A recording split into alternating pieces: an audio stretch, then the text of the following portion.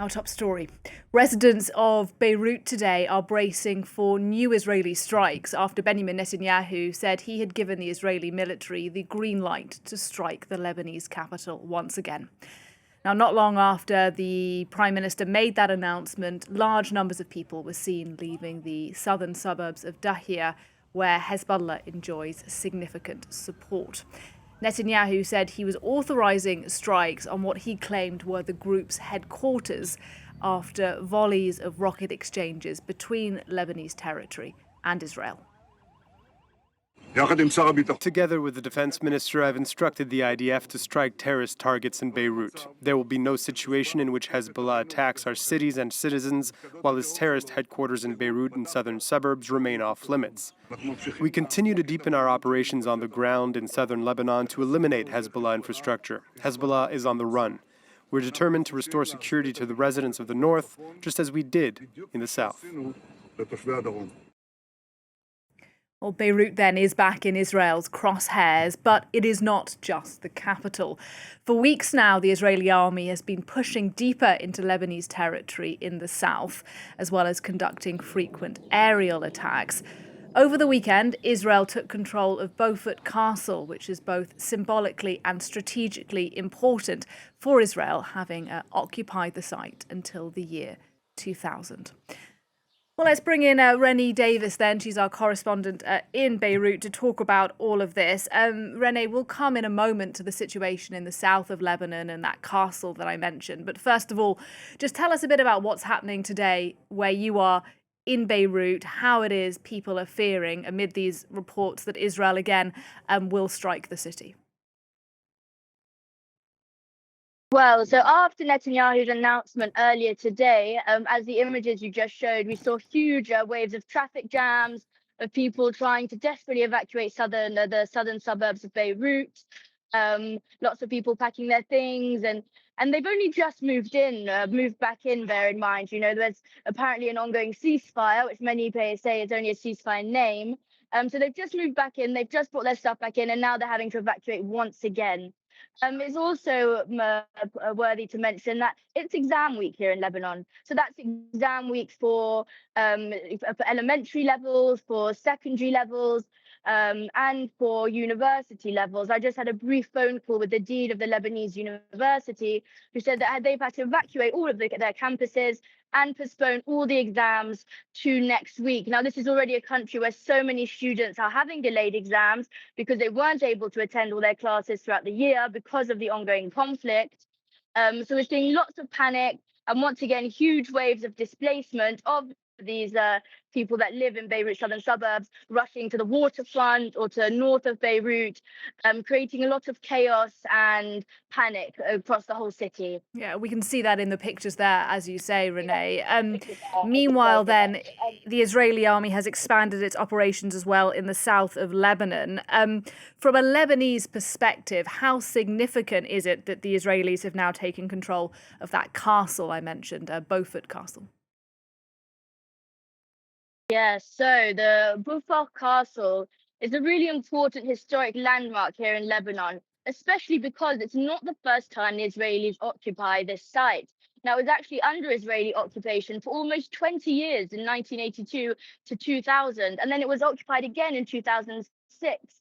I actually just had the chance to speak with the head of the municipality of Arnoun, which is in the Nabatea district, and which is where the castle is.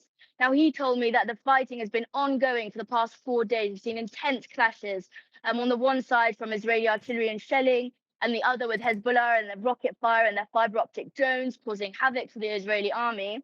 Now, Israeli troops have occupied the castle, but today there was reported direct strikes on the castle itself.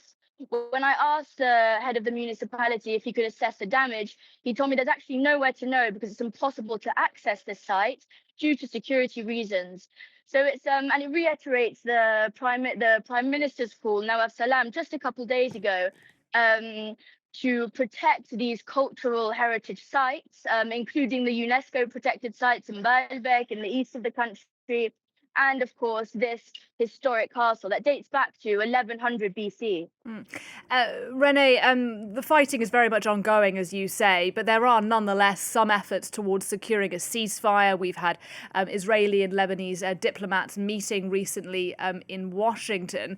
Now, Hezbollah has said it's against any kind of negotiated agreement with Israel, but we have been hearing from the Speaker of the Lebanese Parliament, this is a man called Nadia Berri, on this very issue. He's an ally of Hezbollah, isn't he? So tell us what he's been saying and why it's significant.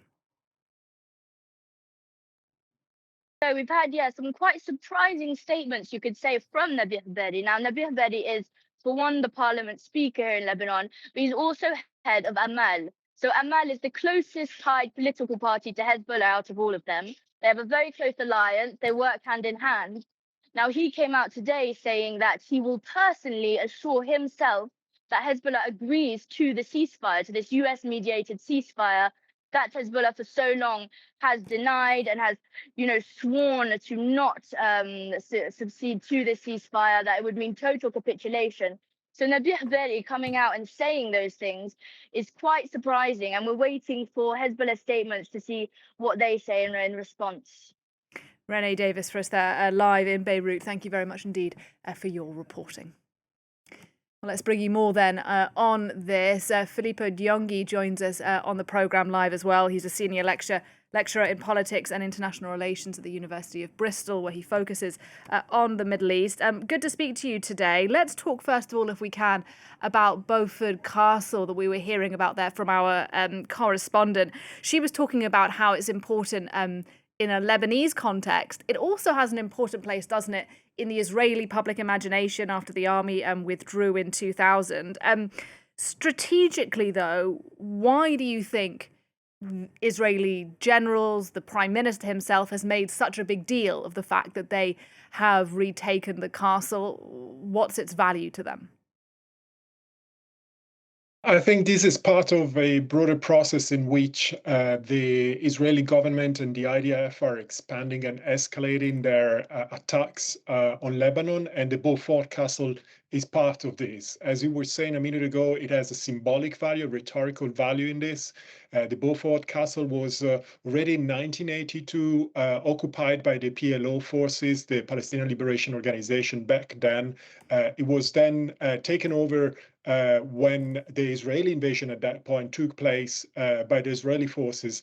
And then the Israeli forces were kicked out of it in 2000. Actually, they withdrew in 2000 from southern Lebanon entirely. And at that point, Hezbollah has raised its flags on that castle, basically marking the withdrawal of Israel as a victory and a liberation for Lebanon in Hezbollah's rhetoric, right? So going back to this, to the ruins of this castle, to this monument, is carries symbolic value as a sort of form of discursive warfare, almost as saying we are back, we are again occupying that territory, and we're coming back to adjust the things that were not solved during the occupation that lasted from 82 up until 2000 in that sense. And then there is also the strategic value in this. Today I was reading reports that were confirming the fact that there is no Hezbollah presence in Beaufort Castle, but the strategic value of it is that it's an elevated mountain over the rest of the valley, and therefore it allows for views over the rest of the plain, and allows for military actions that would not be possible from a lower ground in that sense. So it has both symbolic and strategic value in that sense. Okay, but what about beyond the castle itself? What do you understand Israel's wider goal to be now in South Lebanon? I mean, they've been pushing deeper and deeper for weeks, haven't they? And this is the furthest into the Lebanon they've been since the end of the occupation in 2000. So tangibly, what are they trying to achieve?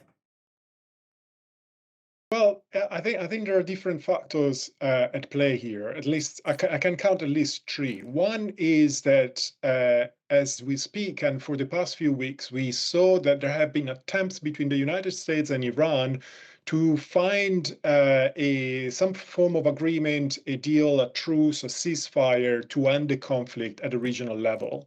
And that means, and Iran has been clear about this, that if that happens, that conflict needs to end also in Lebanon and for Hezbollah. That has probably produced some form of pressure for the Israeli government to try to achieve as many military objectives as possible in the time that is left before such an agreement comes into being. Although we must acknowledge the fact that this agreement does not seem to be in sight for the time being. One day it looks like it's happening, another day there are instead military attacks between the two countries and so on. So it doesn't look like that's really happening. But regardless, basically Israel is trying to maximize its chances before any kind of agreement comes into being. The second aspect has to do with the domestic politics of Israel. We saw that on the occasions in which Hezbollah has killed one IDF soldier in South Lebanon a few days ago, the most extreme right-wing fringes of the Netanyahu's government have called for far greater military action in Lebanon. And Netanyahu has obliged to that request, has basically followed up by expanding its attacks on Lebanon and basically implementing the policies that those fringes were asking for, and also taking into account that elections are not too far in Israel at this point, meaning that a military achievement in Lebanon is something that will matter politically, also at the domestic level for the Netanyahu's government. And then there is the third aspect that has to do with the fact that Hezbollah itself, has found new ways to exacerbate the sense of insecurity of Israel and provoke Israeli reactions, especially through the use of these cheap drones that are controlled remotely with fiber optics cable and that cannot be easily jammed, and therefore has produced an even harsher reaction from Israel in order to counter that type of threat. So the combination of these aspects is probably what is motivating the escalation that we're witnessing these days. And look, when you hear Israeli leaders talk about the campaign in Lebanon, they often use this phrase that they want to establish a buffer zone. There are, though, many Lebanese who say that that's sort of a de facto occupation of Lebanon. Are they right to be concerned that Israel may want to stay put for a long time to come, do you think? Yeah, I think the historical precedents speak for themselves. Israel has, kept a buffer zone, a security zone. They called it in different ways from 1982 up until 2000, and they considered this as a favorable, as a strategy that paid off to an extent. But in reality, that wasn't really the case, because it made that zone an area in which the IDF was constantly vulnerable to attacks from Hezbollah and Hezbollah's guerrillas warfare. So we don't think that the strategic thing that is behind the idea of a buffer zone has changed at this point. Although the Lebanese are rightly concerned about the possibility that Israel's presence and occupation of Lebanon may be protracted for that sense. But also consider that, in fact, these new military strategies, such as the use of drones, in fact, makes the buffer zone useless. Hezbollah has been capable of launching its attacks regardless of that. Just a final thought for you on Beirut, because as we were hearing earlier on, Netanyahu has greenlit more attacks then that we are expecting on the southern suburbs at some point relatively soon. Let's talk about the impact of all of this on civilians. Already 1 million people have been displaced in Lebanon. We've seen evidence of double tap strikes, Israelis hitting ambulances, for example, once and then again. It's not just Hezbollah, is it, that's being impacted, being killed here. Civilians are absolutely being killed as well. Exactly. I mean, this is a campaign that, yes, normally targets Hezbollah, but also uses the civilian targets and civilians as a way to put pressure on the part of population that supports Hezbollah in Lebanon, to put pressure on the government itself, the forced displacement of 1 million Lebanese, and the constant call for the displacement of certain areas that then are targeted, as we saw this morning in Beirut, are forms of warfare that use forced displacement as a weapon, and civilians are clearly affected by this.